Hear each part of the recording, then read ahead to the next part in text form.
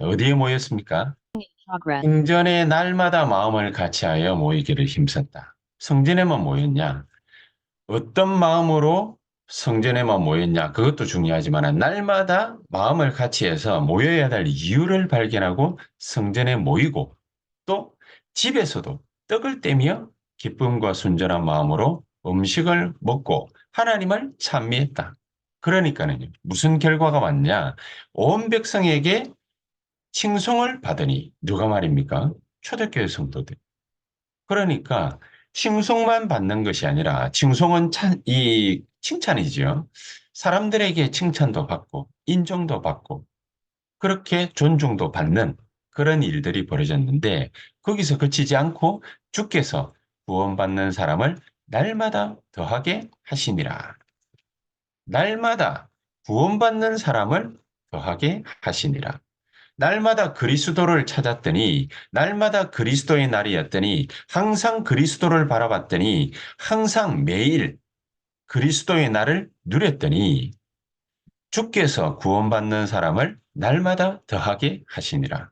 전도 운동만 일어났습니까? 온 백성에게 친송을 받으니 직장 생활에서도 인정받고 가정 생활에서도 인정받고 학교에 가서도 선생님한테 인정받고 선생님들은 학생들에게 인정받고 교수님들에게 인정받고 또 우리 대학생들에게 인정받고 직장 생활하는데 부하 직원들의 인정받고 또 부하 직원들은 상사에게 인정받고 그런 일들이 막 일어났던 겁니다.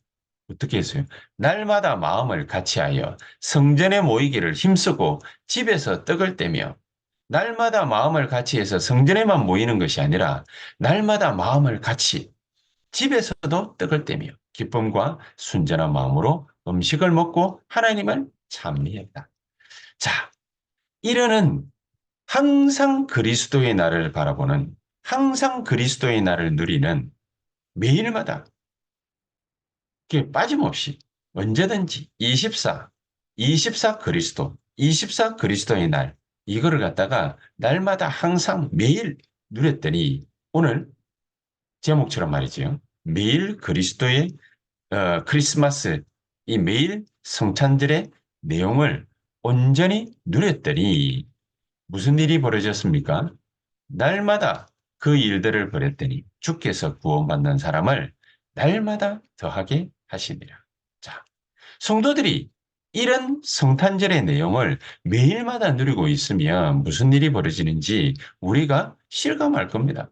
분명히 그거를 알 수 있을 정도로 증인이 될 정도로 그렇게 하나님의 역사를 체험할 수 있는데 이거 체험 못하게 하려고 마귀가 흑암 세력이 세 가지 사건을 딱 일으켰어요. 세 가지 사건이 뭡니까? 에덴 동산 사건, 네피림 사건, 바벨탑 사건. 이 세 가지 사건을 딱 일으킵니다. 세 가지 사건의 중요한 내용이 뭐지요? 주인을 바꿔버리는 주인을. 하나님이 보좌에 앉으신 것이 아니라 내 인생, 내 영혼, 내 삶의 보좌에 앉으신 것이 아니라 하나님 대신에 나, 하나님 대신에 네피림, 귀신, 하나님 대신에 오직 돈, 성공, 명예. 요게 주인의 자리를 딱 깨쳐버립니다. 이게 창세기 3장, 6장, 11장의 세 가지 사건입니다. 그러니까 얼마나 사실은 무시무시한 일입니까? 이게 바로 하나님을 떠나는 사건이요. 이게 바로 원죄로 말미암은 결과물입니다. 그러니까 어떤 문이 열렸지요? 창세기 3장, 6장, 11장 이 사건 때문에 정말로 뭡니까? 이게 인간에게는 닥칠 수 없는 막 창세기 4장부터 살인, 형제지간에 칼부림 났으니까 살인, 창세기 6장이 뭡니까? 귀신의 역사, 창세기 11장에는 이게 하나님 필요 없고 오로지 돈, 명예, 권력, 힘, 돈, 거기에다가 성공, 이거면 된다. 우리 마음에, 우리 인생에, 우리 영혼에, 우리의 삶에 주인의 자리를 완전히 이 흑암이 꿰차버린 거예요. 하나님은 이거를 가만히 내버려 두고 계시지 않겠죠. 그래서 하나님이 처음부터 여신 문이 뭐냐? 창세기 12장 1절에서 3절, 237의 문. 거기에 치유의 문. 내가 너로 축복하고 너로 말미암아 너에게 씨를 주어서 네 씨로 말미암아 열방이 복을 받게 할 것이다.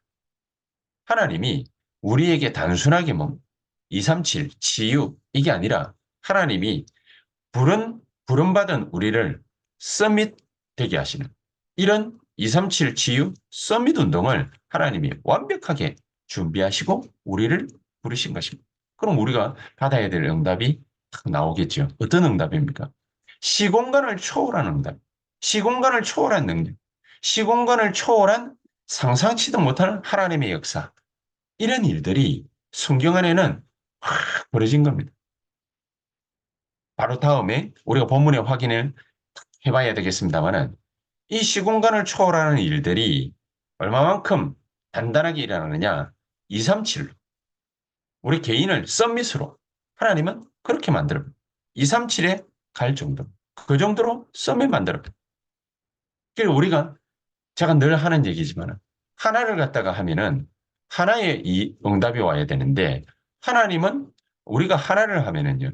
한 가지 노력을 하면은 하나님은 정말로 이 축복 속에 있는 사람은요. 10가지, 만 가지, 100가지, 만 가지 그런 응답들을 막 쏟아붓습니다. 자, 우리가 증거를 갖다가 한번 보겠습니다. 정말로 이 귀중한 축복을 가지고서 후대를 갖다가 키우려고 마음 탁 먹은 이 사람들에게 하나님이 무슨 일을 벌이셨습니까? 야곱을 보십시오. 야곱. 야곱은 이전에는요, 하나면은 하나밖에 몰랐어요. 하나면은 10개를 갖다가 주시는 하나님을 갖다가 모르는 거예요. 이게 이 정말로 복음 모르고 하나님이 어떤 분인지 모르는 사람들은 하나님을 사랑의 하나님이다. 어떤 사람은 아니다. 하나님은 공의의 하나님도 된다. 다 어떤 관점이냐면 인간적인 관점이 인간의 윤리도덕, 율법 요 정도 관점이 요 정도 관점이 왜 하나님은 사랑이다. 이 사랑이 공의가 되는데 이 공의가 바로 하나님의 사랑인데 근데 그걸 몰라요. 왜 모르느냐? 인간적 관점이기 때문에 인본주의, 인본주의.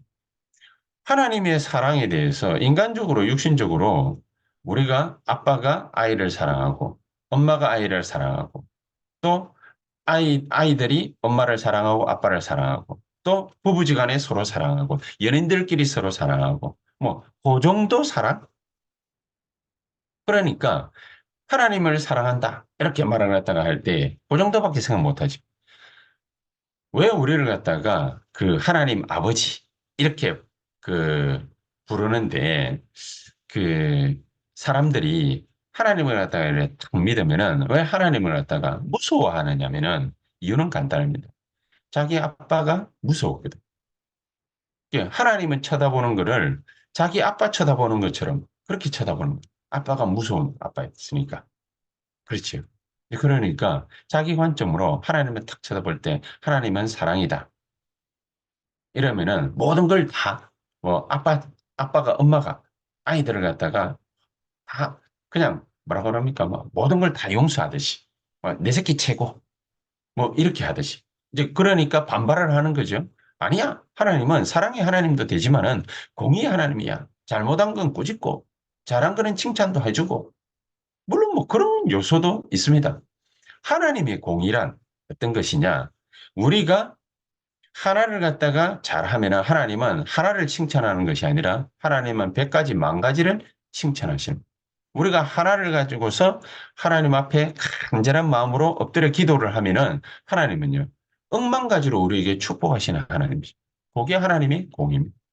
우리는 서에서 일을 갖다가 하고 있으면요, 하나님은 서에만 역사해야 될 거 아닙니까? 그런데 하나님은 우리가 서에서 역사하고 일을 하고 있으면 하나님은 중앙에서도, 동쪽에서도, 북쪽에서도, 남쪽에서도 하나님은 역사하고 준비하고 기다리고 계세요.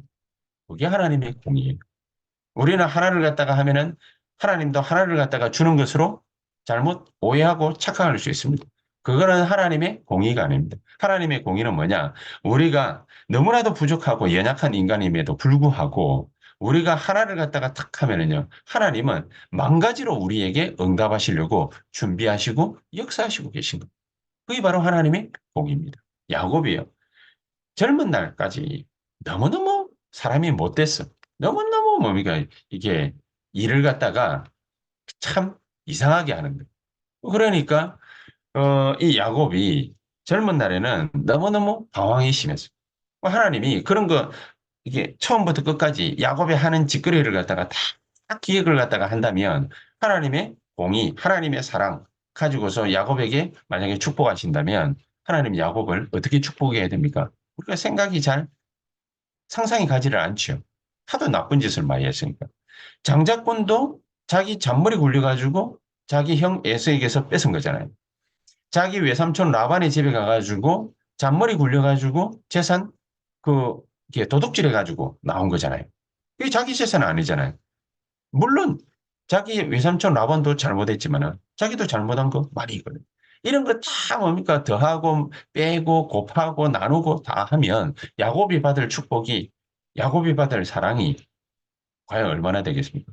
공의대로 하자. 인간의 뭡니까? 인본주의적인 공의대로 하자. 이렇게 따지면은 야곱은 뭡니까? 축복받을 인물이 못 되는 거예요. 맨 마지막에 야곱이 어거지로 축복을 받습니다. 어거지로. 자기 딸, 이렇게 아이가 그 가나안 땅에 아주 뭐 이상한 놈한테 이게 그 성폭행을 갖다가 당하니까 그제서 야곱이 정신 차리지. 아, 내가 해야 될 일은 재산 불리고 어디에 뭐 열심히 일하고 그리고 뭐 뭔가를 갖다가 키우고 이러는 게 아니구나. 내가 해야 될 일은 정말로 하나님을 똑바로 알아야 되는구나. 그래서 자기가 처음 하나님을 만났던 곳 베델입니다. 베델로 우리가 올라가자. 그러니까 온 가족들을 다 끌고 베델로 올라간 거예요. 창세기 35장 1절에 베델로 올라가요. 그 이후에 야곱의 12 아들이 낳고 태어나고 커 오면서 그러면서 이 야곱의 눈에 넣어도 아프지 않는 그 아이 둘이가 태어나죠. 그리고 키웁니다. 그게 누굽니까? 맨 막내 베냐민과 그 위의 형 요셉입니다. 이 요셉을 얼마나 기호했던지 다른 형들이 로벤부터 시작해가지고 모든 유다 뭐 다른 형들이 전부 레위 형들부터 시작해 다 시기질투 그 정도로 야곱은 뭡니까? 편애를 한 거예요. 인간적으로 보면 편애를 한 거예요. 편애를 한 그 야곱이 무슨 축복을 받을 수 있겠습니까? 그런데 하나님은요, 이런 야곱에게 어떤 하나님의 축복과 역사를 갖다 주셨냐? 그런 얍삽한 야곱 밑에 정말로 세계복음을 할 수 있는, 애국복음을 할 수 있는 요셉이라는 아이를 허락하시고, 요셉을 허락하시고, 정말로 뭡니까? 야비한 사람 아닙니까? 그런데 그 야비한 사람 밑에 아이로 하나님이 세계복음을 할 수 있는 인물을 탁 붙이는 거죠. 내가 하나님 같으면 그런 야비한 놈한테 팍 붙이고 이러지 않을 건데. 근데 야곱은 뭡니까? 그런 야비한 쫀쫀한 인물임에도 불구하고 요셉이 그런 야곱 밑에서 태어나고 자랍니다. 그리고 결국에는 세계복음을 그 야곱이 딱 하나 잘한 게 있습니다. 자기 11번째 아들이 이 요셉이 자기에게 와가지고 꿈 얘기를 갖다가 탁 할 때, 그때 마음에 간직해 두었더라. 이 말을 합니다. 마음에 간직해. 이 또 키운 것도 아니에요. 마음에 간직해 두었. 마음에만 담았는데 하나님은 야곱을 축복해가지고 나중에 이 애굽 땅에 가서 바로의 머리에 손을 얹고 축복 기도를 갖다가 하게 하시지. 엄청난 겁니다. 세계복음화의 역사를 다 늙어 빠진 야곱이 요셉 덕분에 세계복음화의 축복을 누릴 수 있게 됩니다. 후대를 키운 것도 아니잖아요. 좋은 모습 보여준 것도 아니잖아요. 근데 야곱이 잘한 것 그거 하나요. 자기 이 요셉의 말 그거를 갖다가 마음에 간직하고 또 그 요셉이 그렇게 꿈을 꿀 수 있도록 이 무릎에다가 앉히고 늘 요셉에게다가 뭐를 갖다가 전달해 줬냐. 자기 아버지 이삭, 또 할아버지 아브라함으로부터 받은 말씀이지요. 하나님의 메시지, 음성. 이거를 늘 들려줘. 늘 들려줘. 야곱의 이 모든 아들들은 거기에 별 관심 없었는데 요셉만 그걸 갖다가 마음에 탁 두고 늘 형들이 어렵게 하고 갈등 생기고 이럴 때에 야곱은 이 요셉은 기도했다. 그래서 꿈에도 볼 수 있을 정도로 그 정도로 이 요셉이 하나님의 언약을 굳게 붙잡았던 거예요. 마음에만 두었는 마음에만 두었는 요괴배 보십시오. 요괴배 누구나가 다 자기 아이 살리고 싶어 하지 않겠습니까? 누구나가 다 그런 건데 이 요괴배만은 뭐를 갖다가 다 깨달았냐? 정말로 주인이 바뀐 인생의 주인이 바뀐 왜 무엇 때문에 자기 민족이 여기 이 애굽 땅까지 와가지고 400년 넘게 노예로 살고 있는지 또 이들이 왜 이렇게 이스라엘 백성들을 핍박하고 핍박 정도가 아니죠. 아이들까지 전부 다 도륙하려고 하는지 그것을 이유를 분명하게 알았다. 인생의 주인을 바꾼다라는 것이 얼마만큼 비참한 건가를 요게벳이 알았다. 하나님이 이 이스라엘 백성들에게 뭐를 갖다가 요구하시는지, 뭘 주시고 싶어 하시는지 요게벳이 알았던 겁니다. 그러니까 요게벳이 이 영적인 사실 하나를 다 깨달았는데 하나님은요. 요게벳이 마음 먹고 생각하는 것 그것까지도 축복해 버리는 거죠. 감히 생각이나 할 수 있겠습니까? 바로 임금이 있는 왕이 바로 왕이 있는 그 궁전에다가 자기 아들을 이 모세를 내가 보내야 되겠다. 누가 감히 그렇게 생각할 수 있겠습니까? 그런데 이 요게벳이 그런 마음을 품었는데 하나님은 길을 열어버리잖아요. 한나도 보십시오. 한나. 사무엘이라는 렘넌트 7명 가운데 한 명을 키운 한나를 보십시오. 한나가 하나님이 뭘 원하는지 정말로 인생의 주인공이 전부 다 사람이라는 사실을 이 한나가 다 깨닫고 나는 나마저도 내가 원하는 거 하나님께 구하고 있구나. 나마저도 하나님이 원하는 것이 아니라 내가 원하는 것을 하나님께 그렇게 원하고 매달리고 부르짖고 있구나. 이 모든 것을 전부 다 내려놓고 내가 하나님 앞에 진짜 하나님이 원하는 게 뭔지를 한번 기도해 봐야 되겠다. 그래서 깨닫게 된 것이 나실이는 나실이. 하나님 정말로 나에게 아들을 주시면 내가 이 아들을 머리에 삭도를 대지 않는 나실인으로 하나님께 드리겠습니다. 이 한나가 그 기도하니까 그 즉시 한나에게 잉태케 하시는 태의 문을 열. 그치? 그 이런 축복을 또 누가 받았습니까? 이세가 받았. 이세가요. 늘 자기 아이들에게 다 잘해주었죠. 비단 옷 해입 피고 늘 잘해준 거죠. 자기 아이들에게 늘 다 잘해주고 그랬는데 이 특별히 다윗이라는 이 막내 아들에게는 목동을 갖다가 맡겨봤는데 이 목동을 맡겨본 이 이세가 다윗에게 좀 다른 게 있다라는 사실을 영적인 눈이 열려져서 정확하게 보게 됩니다.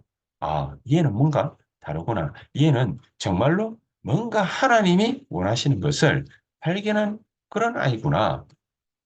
이 다윗이 말하는 거 들어보고 다윗이 하는 행동을 지켜보고 이러다가 이 다윗에게 결정적인 날이 왔습니다. 사무엘상 16장 1절에서 13절. 사무엘 선지자가 와서 다윗을 찾고 다윗의 머리에다가 기름을 갖다가 부어 왕을 갖다가 삼겠다 하니까 이 이새가요. 마음에 결단을 하고 결심을 합니다. 아, 정말로 이 아이를 하나님이 원하시는 거예요. 모든 부모들은 다 대동소이하지. 모든 부모들은 자기 아이 잘 키우고 싶고 멋지게 키우고 싶고 좋은 거 먹이고 싶고 좋은 거 가르치고 싶어 합니다. 그런데 이 아이를 이세는 목동으로 산골짜기에 보내고 전쟁터에 보내서 형들이 무사한지 심부름하게 하고 그런 일들을 이세는 다윗에게 시킨 겁니다. 후대를 갖다가 키웠다라기보다는 하나님의 눈을 정확하게 발견한 것, 깨달은 것. 이 이세가 그랬단 말이에요. 오바다도 보십시오. 모든 신하, 모든 백성들이 전부 아합 눈치만 보고 있는데 이 오바다가 깨달은 게 뭐냐? 우상 시대가 도래했구나. 하나님이 과연 뭘 원하시는가? 정말로 하나님의 날에 내가 반드시 해야 될 일이 뭐냐? 그제서 깨닫게 된 게 바로 이 오바다는 선지자를 살려야 되고 하나님의 제자를 살려야 되고 이거 하나를 깨달았는데 오바다는요. 아합 임금에게 인정받고 엘리야, 아합의 원수 아닙니까? 엘리야 대선지자에게 인정받고 그 시대 이후로는 엘리사에게 인정받아서 도단성 운동의 근간을 이루는 그런 축복을 오바다 혼자서 받은 겁니다. 자, 우리가 또 이사야도 그렇고 정말로 하나님이 원하시는 것, 정말로 하나님이 원하시는 것, 그거를 갖다가 탁 찾아내는 이런 사람들에게 하나님이 도대체 어떤 축복과 어떤 능력으로 역사하시는지 우리가 잘 보게 되고 알게 된 것. 맨 마지막에 베드로에게 그랬죠. 내 어린 양을 먹이고 치라. 우리가 후대 키워야 되는 이 중요한 사명을 갖다가 탁 깨달으면 하나님은 날마다 그리스도의 날을 우리에게 쏟아부어 주시고 큰 능력으로 역사하실 것이다. 그렇기 때문에 왜 하나님은 이렇게 하시느냐? 앞으로의 시대, 재앙 시대가 분명히 도래하게 되어 있습니다. 우상이 난무하고 흑암이 완전히 모든 사람들을 전부 사로잡는 거기에 네피림 시대, 이게 분명히 도래해서 사람들을 갖다가 완전히 죽이는 그런 일들이 벌어지게 될 그런 시대마다 하나님은 반드시 렘넌트를 일으키셨다. 그런 시대마다 어두움의 시대마다 흑암 시대마다 렘넌트를 반드시 일으키셨다. 그게 한 명이 됐든 열 명이 됐든 하나님은 시대마다 렘넌트를 일으키셨다. 어디서 말입니까? 강대국에서. 강대국. 왜 하나님은 강대국에서 재앙 문제를 만나게 하시고 거기에서 렘넌트를 일으키시느냐? 이유는 간단합니다. 거기에 뭐가 모여지느냐? 237이고 거기에 237을 모아놓고 하나님은 전 세계 모든 열방들을 치유하는 치유운동을 벌이시는 거예요. 그거를 누구를 통해서 하느냐? 렘넌트 한 명을 통해서. 이 렘넌트를 다니엘처럼 사드락 메삭 아벤누고처럼 에스더처럼 모르드게처럼 그렇게 썸밋으로 세우시는 거예요. 썸밋에 응답을 주시면서 썸밋 운동을 회복시켜버려요. 이 축복을 하나님은 재앙 시대에 반드시 허락하신. 그래서 이걸 갖다가 눈치챈 바울 같은 경우 초대교회와 바울은 집에서 또 회당에서 또 바울은 또 사도행 19장의 서원에서 여기에서 이 재앙 막는 렘넌트 운동을 일으켰던 겁니다. 그렇다면 우리 앞으로 다가올 미래에는 하나님은 어떻게 역사하시느냐? 모든 렘넌트들이 있는 곳마다 하나님은 이런 역사들을 일으키십니다. 어디든지 우리 렘넌트들을 일으켜 세우십니다. 어디에 가서든지 뭘 하든지 누구를 만나든지 어떤 일을 하든지 하나님은 렘넌트를 세워서 렘넌트를 축복해서 렘넌트들이 누릴 수 있는 모든 하나님의 능력을 전부 알게 하고 누리게 하십니다. 그게 바로 미션 홈입니다. 그리고 이 렘넌트들로 하여금 하나님은 가장 중요한 기도의 힘을 얻도록 만드십니다. 그 역할을 갖다가 RUTC가 하는 거예요. 그 역할. 우리가 렘넌트들이 있는 곳마다 하나님은 기도의 능력, 기도의 힘 이것을 주어서 모든 곳에서 RUTC 운동을 일으키는 것이다. 그게 바로 앞으로 미래 시대에 우리 모든 세언약교회 성도님들이 우리 중직자들이 우리 산업인들이 렘넌트 운동을 해야 되는 내용이요 이유가 되는 겁니다. 모든 렘넌트로 하여금 기도의 힘을 얻게 하는 것이다. 모든 렘넌트로 하여금 어디를 가든지 무슨 일을 하든지 하나님의 역사를 반드시 체험토록 하는 것이다. 그러면서 어려움 당하는 사람들 얼마나 많이 앞으로 미래 시대에 나타나겠습니까? 영육간에 어려움 당하는 사람들이 계속해서 일어날 겁니다. 이 사람들을 어디로 갈지, 뭐 해야 될지 알 수가 없잖아요. 이 사람들을 모아서, 이 사람들을 불러서 정말로 영육간에 치유하고 하나님이 주시는 새 힘을 얻게 하는 것입니다. 이게 앞으로 우리 랩런트들이 미래 시대를 열고 받아야 될 축복들입니다. 우리 랩런트들이 이 일을 할 수 있도록, 이 일이 가능하도록 우리 모든 중직자들은 랩런트의 배경이 되어줘. 우리 랩런트들이 가는 곳곳마다 있는 곳마다 하는 모든 일들을 통해서 그 산업과 사업 현장에서 랩런트들이 해야 될 역할, 내용입니다. 미션 홈을 이루 기도의 힘을 얻어서 모든 랩런트들이 훈련받고 응답받도록 RUTC 운동을 일으킵니다. 이게 우리 모든 랩런트들이 매일마다 매일 사실 성찬절이 돼야 되는 매일 크리스마스 항상 크리스마스 이 내용이 바로 그겁니다. 그리고 어려움 당하는 사람 영육간에 어려움 당하는 사람 이런 사람들이 전부 모여서 하나님 주시는 치유 또 하나님 주시는 서밋 이 역사 속에 들어가는 지교회 운동을 일으키는 거다.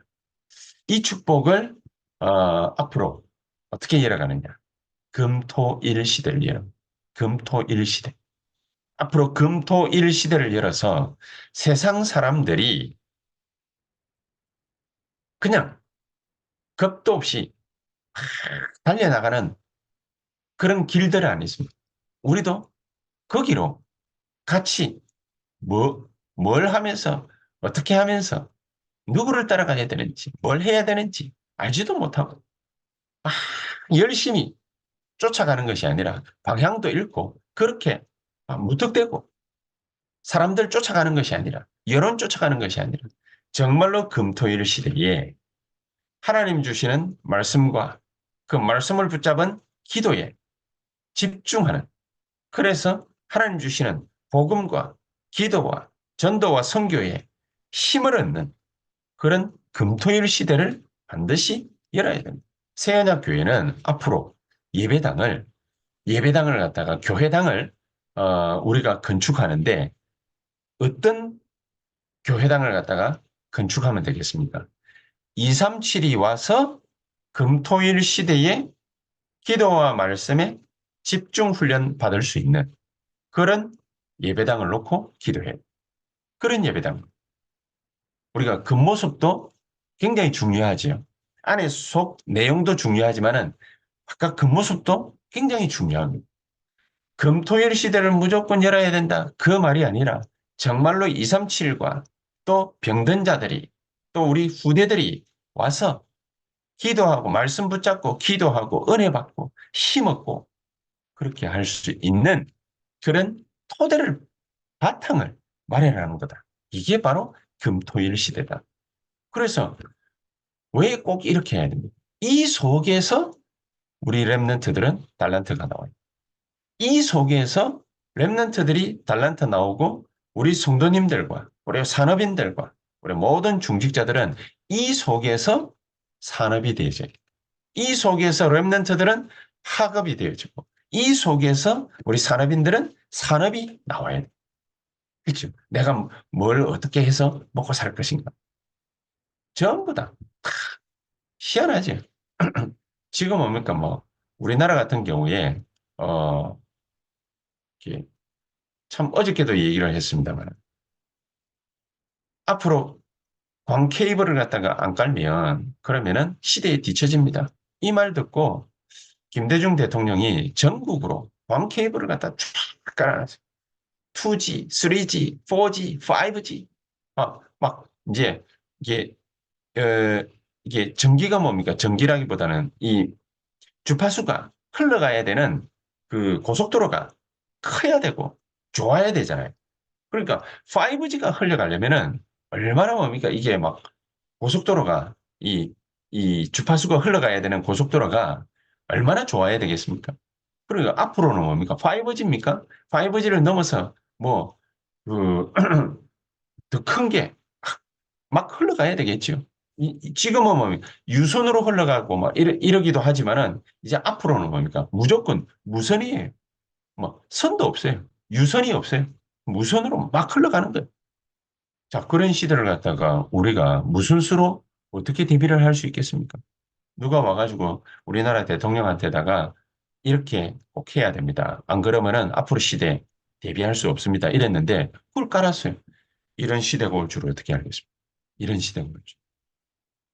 반도체를 갖다가 우리가 꼭 이 사업을 꼭 해야 됩니다. 앞으로 미래를 갖다가 대비하려면은 이 반도체 사업을 해야 됩니다. 아, 이랬는데 이게 뭡니까? 지금 대한민국을 갖다가 먹여 살릴 거라고 누가 생각하겠습니까? 앞으로 이제 막 그 전지를 갖다가 이게 막 많이 이렇게 배터리를 갖다가 이 생산을 해서 먹고 사는 그런 시대가 올 겁니다. 이 지금 뭡니까? 그 2차 전지 산업 때문에 우리나라가 뭐 전 세계적으로 큰 소리 치면 먹고 살 수 있잖아요. 아, 이런 시대가 올 줄 어떻게 알았겠습니까? 거기에다가 갑작스럽게 말이죠. 이렇게 막 삼성전자에서 돈을 갖다가 막 수십조 원을 갖다 투자를 해가지고 저기 용인 뭐 이런 데다가 뭐 바이오 제품을 갖다가 이 생산할 수 있는 막 그 대단히 공장을 갖다가 막 세운대. 뭐 뭘 저런 걸 갖다가 뭐 저렇게 세우나. 갑자기 뭐가 뻥 터졌습니까? 코로나. 코로나 뻥 터지고 나니까 온 세계 사람들을 치료해야 되는 그런 그 약품들을 많이 만들어야 되거든요. 이게 그런 날이 올 줄 어떻게 알았겠습니까? BT다, IT다 이런 날이 올 거라고는 상상을 못 했거든요. 하나님이 정말로 한 사람 한 사람의 말과 행동과 모든 것에다가 다 뭔가를 갖다가 이렇게 열어버린 거죠. 그래서 진짜 금토일 시대에 우리 랩런트들과 우리 모든 성도님들, 산업인들이 여기에 집중해야 돼. 기도와 말씀에 진짜로 집중해야 돼. 그러면은 그 누구도 못 따라오는 그런 작품들을 우리 랩런트들을 통해서 우리 모든 중직자들과 산업인들을 통해서 하나님은 분명히 이루게 하실 것입니다. 그러니까 우리의 목적이 우리가 잘 먹고 잘 사는 게 아니잖아요. 세계 복음, 237 복음, 5천 종족 복음, 이 일 때문입니다. 이 귀중한 하나님의 역사 속에 저와 여러분들이 온전히 쓰임받을 수 있게 되기를 주 예수 그리스도의 이름으로 축복합니다. 기도하겠습니다. 하나님 감사합니다. 정말로 날마다 매일마다 항상 그리스도의 날을 알고 누릴 수 있도록 그 내용을 우리에게 허락하신 하나님께 감사를 드립니다. 이 내용을 언약을 굳게 붙잡고 누리다가 하나님께 한 시대에 쓰임받는 가장 큰 축복을 우리 세언약교회 모든 성도님들 전부 누리게 하옵소서. 예수 그리스도 이름으로 기도하옵나이다. 아멘.